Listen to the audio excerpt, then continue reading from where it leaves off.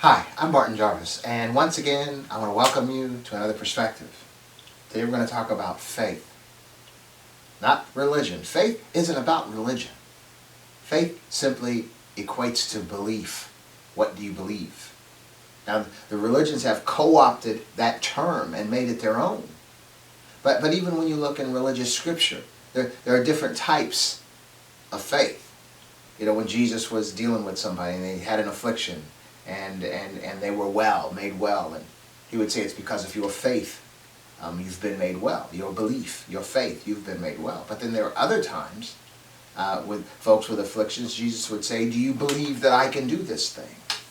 And they said yes, and they were made well.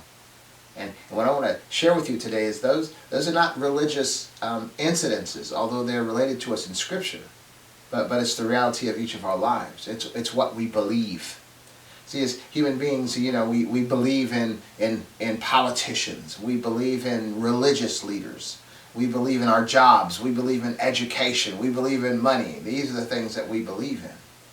But what I want to suggest to you is that these are not the things that we are to believe in that will bring us that wellness, because there are too many people that have supported politicians, that have believed in them, that have not been made well. Too many people have believed in religious leaders, not been made well. Too many people believed in education, not been made well. Too many people have believed in their jobs and money and not been made well.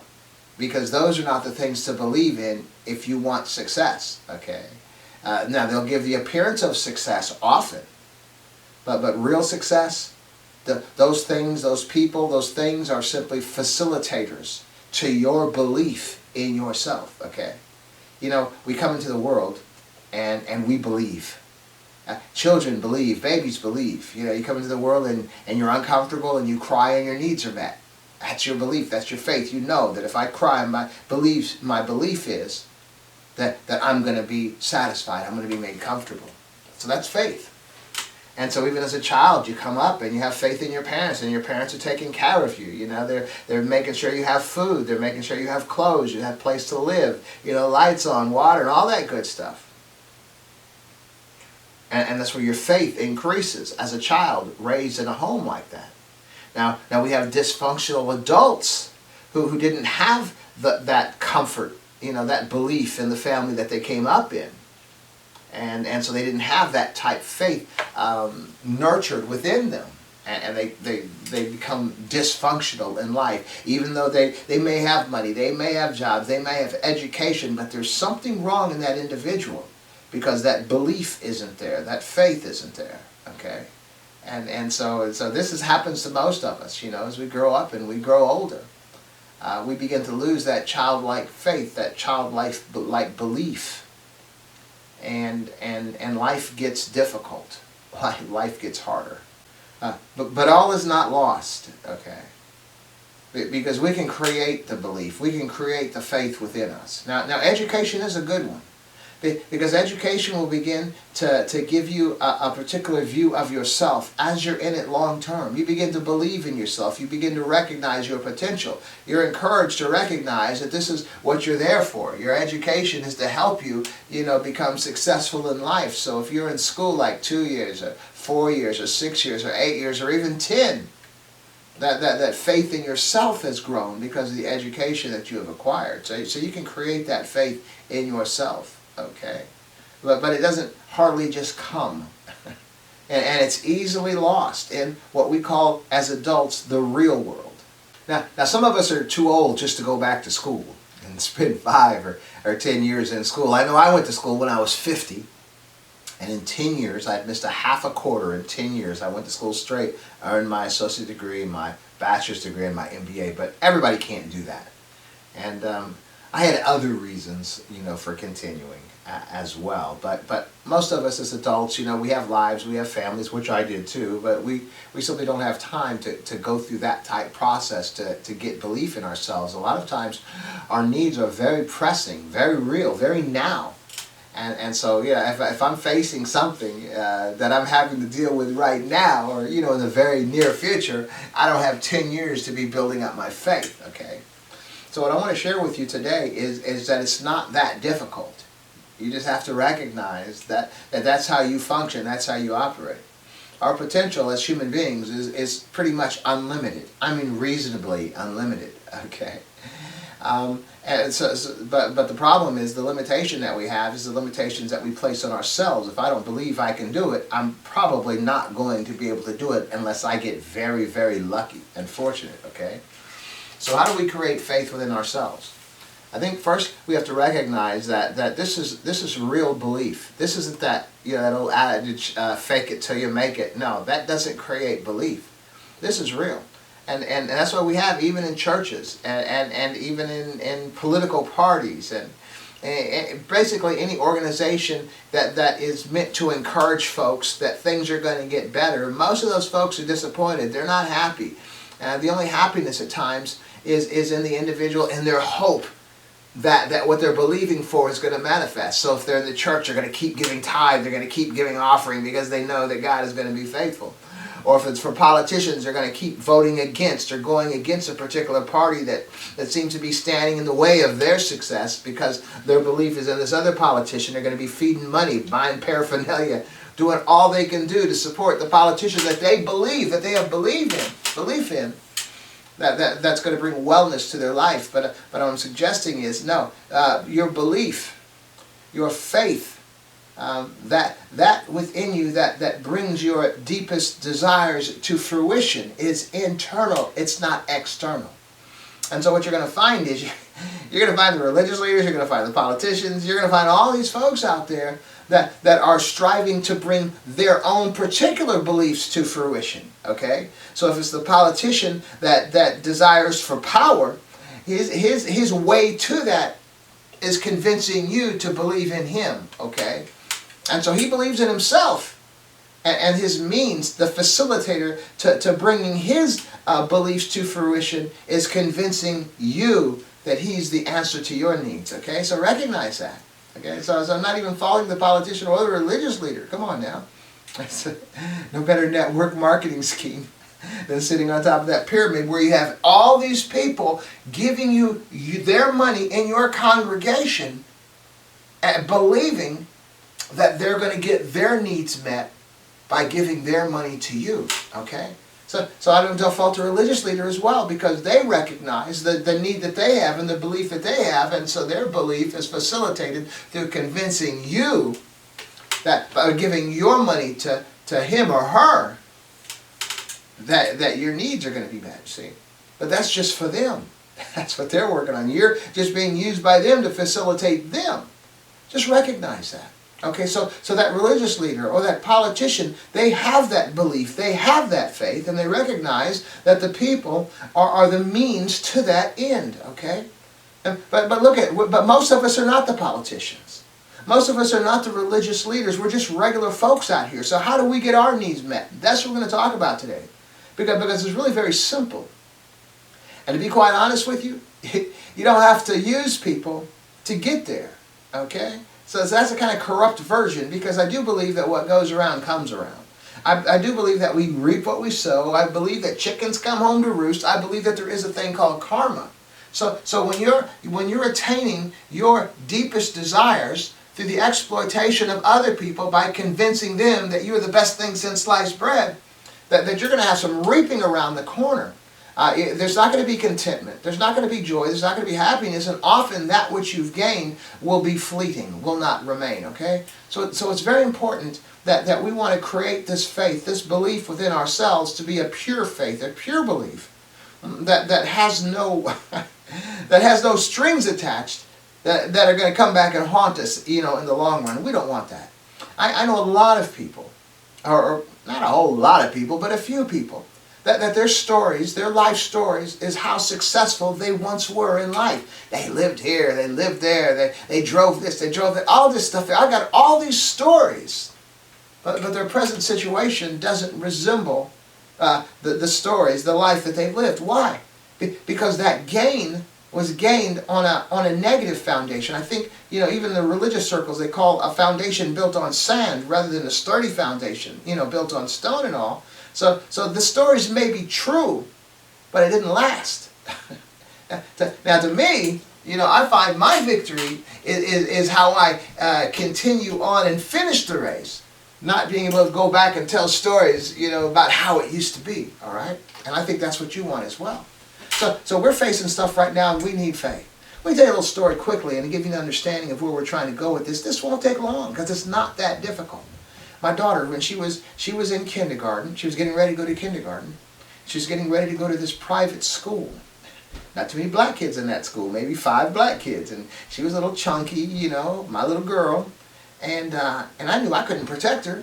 She's getting ready to go to kindergarten. She's not going to be in my reach. So I knew she was like the prime candidate to be picked on. Being one of the few black kids in there, plus being a little bit chunky and everything. So I wanted her to join the martial art, karate, practice karate.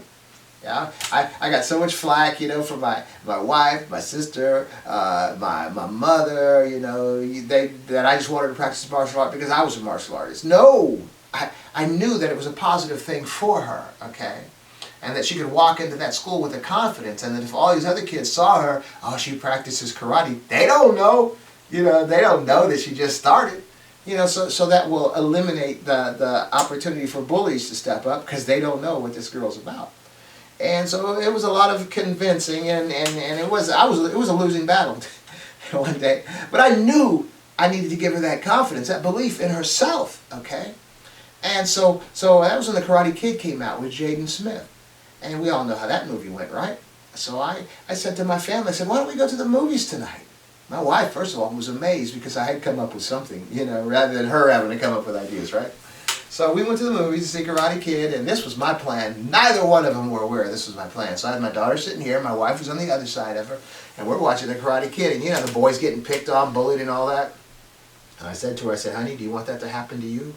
She said, no. I said, you want to join karate? Yes. And she joined karate, and that was that. And so she practiced karate for a couple years.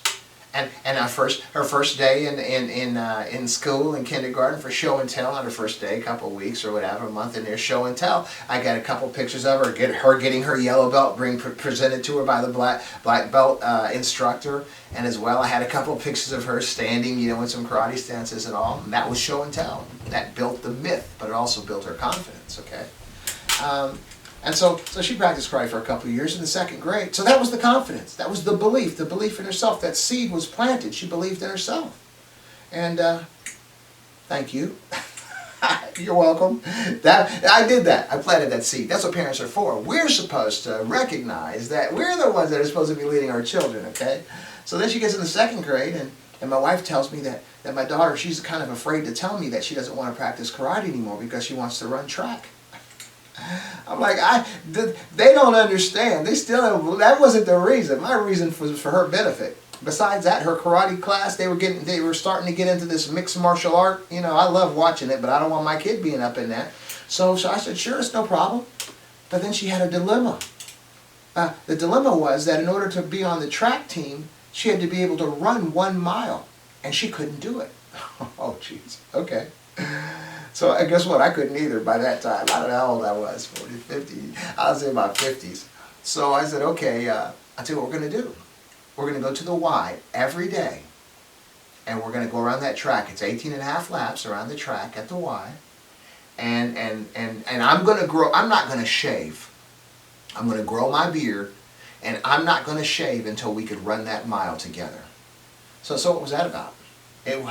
So a lot of people, they think, oh, that was cute, that was nice. And all. No, I was planting this seed within her, a subconscious seed within her, without her even realizing that my beard was attached to her success. That I will shave one day, but I will not shave until she could run that mile. That was the belief that I was planting in her. Now, she already had a confidence from the martial arts. She's a green belt in Japanese style of karate. But now, so there's already that seed of belief planted in her. But see, all of us come into this world with particular beliefs, but real life begins to take that belief away from us. We have to nurture that belief. We have to nurture that faith. So at this point, okay, we're going to run this mile. I'm going to do it with you. I'm your dad, and I'm not going to shave until we can run that mile together.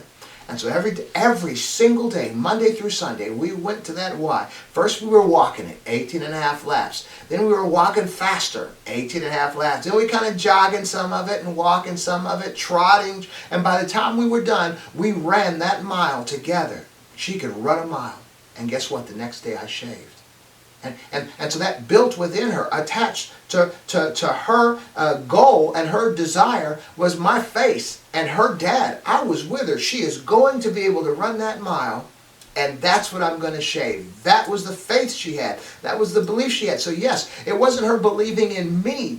It was my words and my beard attached to an accomplishment that she wanted to accomplish.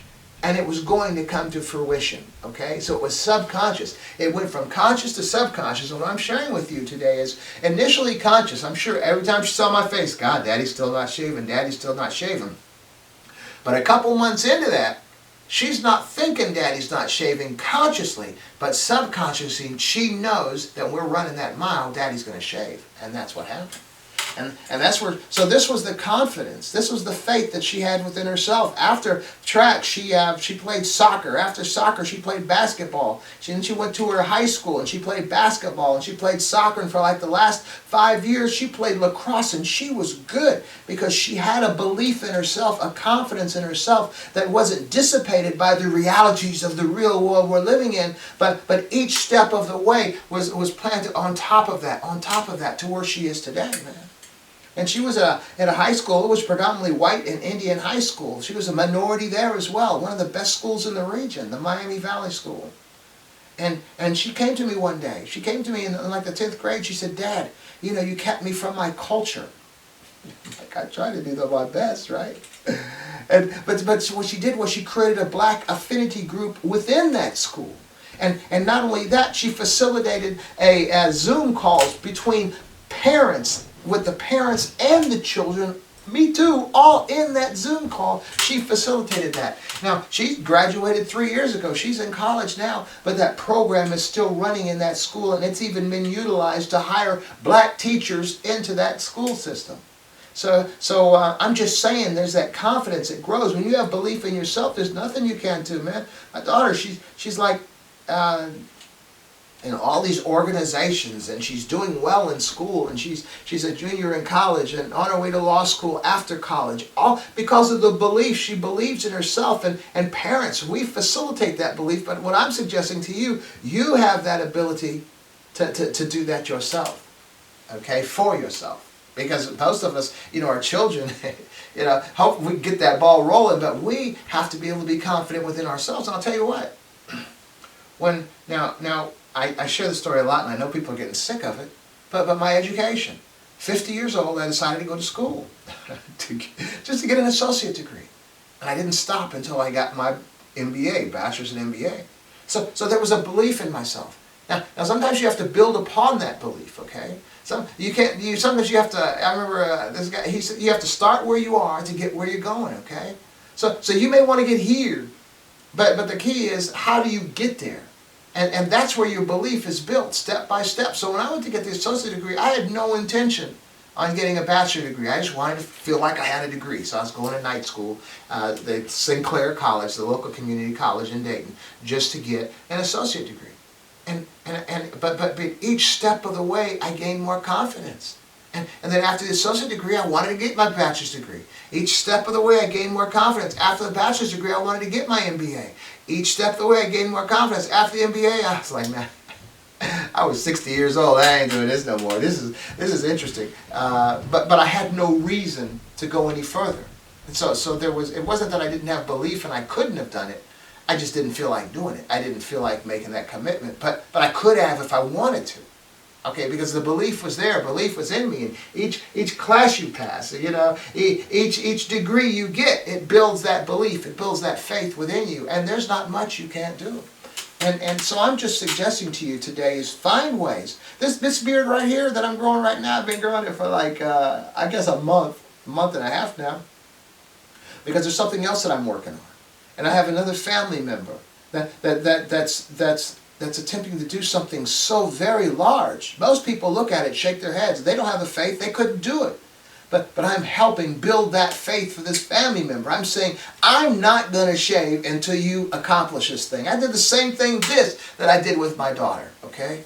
And I do it with myself as well. Man, this is how I live. This is how I go. You know, sometimes, I don't know if people get tired, I put posts after I work out. A lot of times I put a little video or a photo or something of me right after my workout.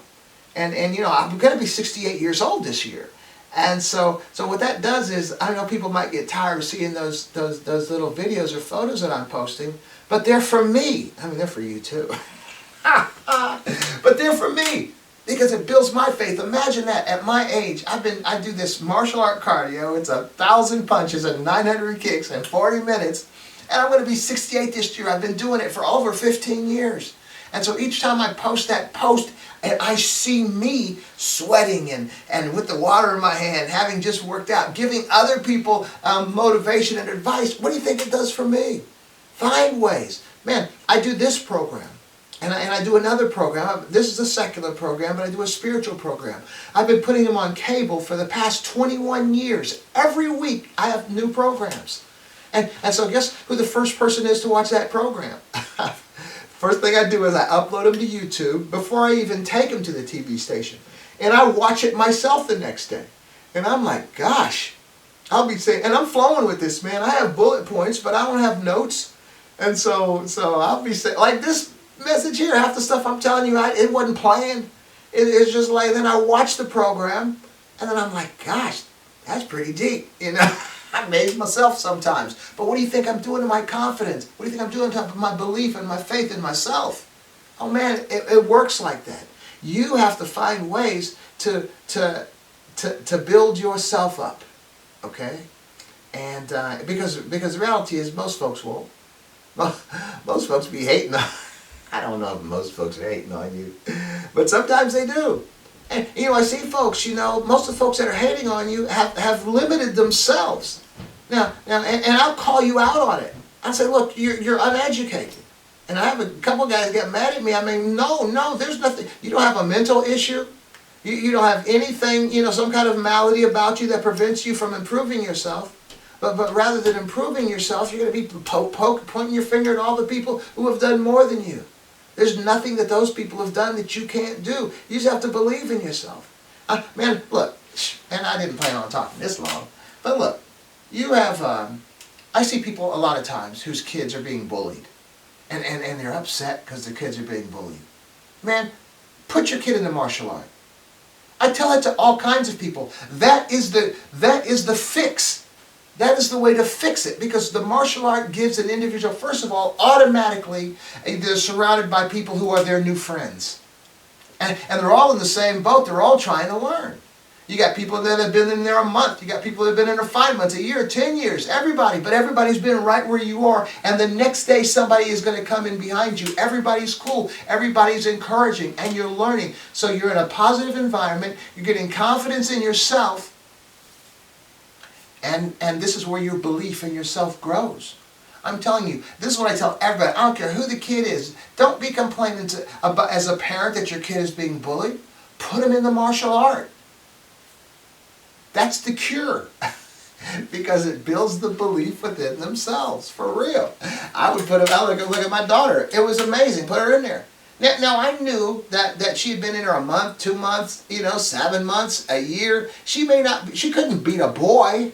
She couldn't beat somebody bigger than her, but what she did was she beat that lack of confidence that she might have had growing within herself. That's the culprit. That's the enemy. That's your opponent. So the point is, believe in yourself, but don't be so entrenched in whatever it is you want that you're not willing to adjust, because the adjustment is part of your growth and may very well take you to a place beyond what you believed you thought you wanted. So be pliable, be open, be flexible.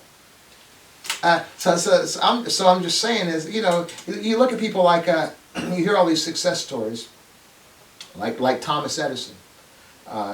And I don't know if fact or fiction, but as we understand, 1,000 tries and of failure, and then he finally got the light bulb to work, So he wasn't so fixated then on that first filament or whatever he thought he was supposed to use to make this light bulb work. No, I got to make this work. I got to make this work. No, that didn't work. So he adjusted, and finally he never lost his faith. He never lost his belief. That's the difference. So it wasn't that he had to make the first way that he tried work, the idea that he had, that he was willing to adjust because his faith wasn't in that idea. His faith and belief was in himself, okay? So everything else around us, the people, the things, the artifacts, whatever, those are facilitators to your belief, to help you believe, to give you encouragement, but not to fixate on that. Because your belief is internal. It's not external. And find ways to create that belief within you. If you didn't get that proper faith teaching or faith experience growing up in your household, it's not difficult at all. Create it yourself. And I'm telling you, there's nothing that is reasonable in potential for you that you cannot attain. How's that?